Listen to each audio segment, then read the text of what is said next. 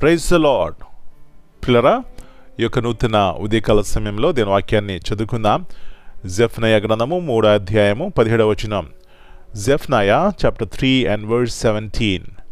నీ దేవుడైన యెహోవా నీ మధ్య ఉన్నాడు, ఆయన శక్తిమంతుడు, ఆయన మిమ్మును రక్షించును. The Lord thy God in the midst of thee is mighty, he will save, he will rejoice over thee with joy. ప్రియులారా, యేసు ప్రభువారి అతి శ్రేష్టమైన నామంలో మీ అందరికీ శుభములు తెలియజేస్తున్నాను. మరి యొక్క నూతన ఉదయకాల సమయాన్ని మనం చూస్తున్నాం. దాన్ని బట్టి దేవునికి కృతజ్ఞతాస్తులు చెల్లించుకుందాం. మంచిది, ఇక్కడ శ్రేష్టమైనటువంటి మాట మనం వింటున్నాం, చూస్తున్నాం. నీ దేవుడైన యెహోవా నీ మధ్య ఉన్నాడు. చూడండి, మన మధ్య ఉన్నాడు అని అనేక మనసులు అనుకుంటాం, కానీ పర్సనల్గా ఇక్కడ మనం చూస్తున్నాం, నీ మధ్య ఉన్నాడు. అవునండి, వ్యక్తిగతంగా ఆయన మనం ప్రేమించే దేవుడై ఉన్నాడు. కాబట్టి మనము కూడా ప్రార్థన చేసినప్పుడు, దేవుని అడిగినప్పుడు, దేవుని ఇతడు సాగిలపడినప్పుడు వ్యక్తిగతంగా అన్వయించుకోవాలి. ప్రభువా, నా మధ్య నీ ఉన్నావు, నన్ను బలపరుస్తావు, నన్ను గణపరుస్తావు. ఎప్పుడండి? దేవుడు మన మధ్య ఉన్నప్పుడు మనం బలపరచబడతాం, గణపరచబడతాం. ఎప్పుడు ఉంటాడు దేవుడు మన మధ్య అని చూస్తే, అపవిత్ర చోట ఉండేవాడు కాదు దేవుడు. ఎక్కడైతే పరిశుద్ధత ఉంటుందో అక్కడ దేవుడు ఉంటారు అనే సత్యాన్ని జ్ఞాపకం చేస్తున్నాను. పరిశుద్ధత ఎట్లా వస్తుంది అని చూసినప్పుడు, దేవుని వైపు చూసినప్పుడే మన జీవితాల్లో ఆ నూతన జీవితం మనం కలిగి ఉంటాం. ఎప్పుడైతే నూతన జీవితం కలిగి ఉంటామో ఆ ఆత్మీయ నేత్రముల ద్వారా దేవుని చూస్తాం. ఆయన మనతో ఉన్నాడు, నన్ను బలపరుస్తారు, పడిపోయిన స్థితి నుంచి లేవనెత్తారు, ఆయన శక్తిమంతుడు, బలవంతుడు అని ప్రియులారా ఆయన మీద ఆధారపడి జీవిస్తాం.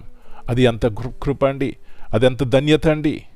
ఎవరు మన మధ్య ఉన్న లేకపోయినా, బలమైన వారు మనకు లేకపోయినా, ఘనమైన వారు లేకపోయినా, అంతకంటే గొప్ప దేవుడు మనకున్నాడు.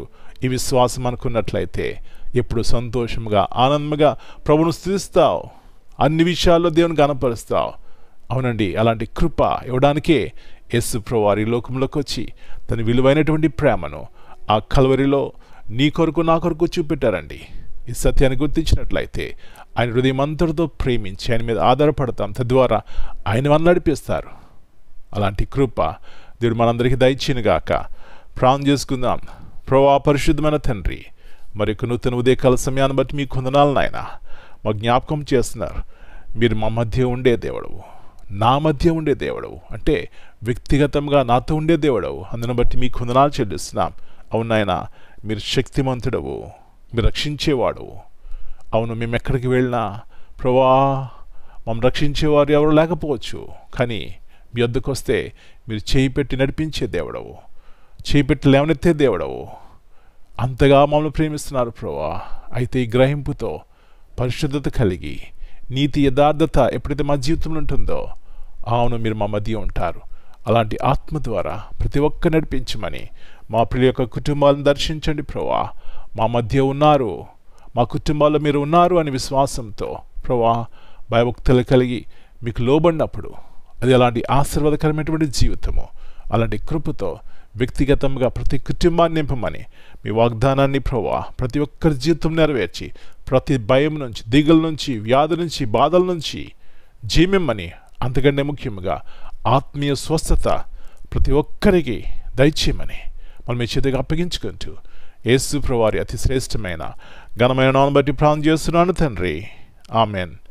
God bless you all. My dear brothers and sisters, greetings in the precious name of our Lord and Savior Jesus Christ. Here in Zephaniah 3:17 the Bible says, "The Lord your God is with you, the mighty warrior who saves." This verse is so precious. It reminds us that God is not some distant, silent observer, but He is deeply involved in our lives. He is mighty and warrior, fighting the battles you don't even see, and your loving Father singing over you with joy. My friends, what is your attitude toward this great God?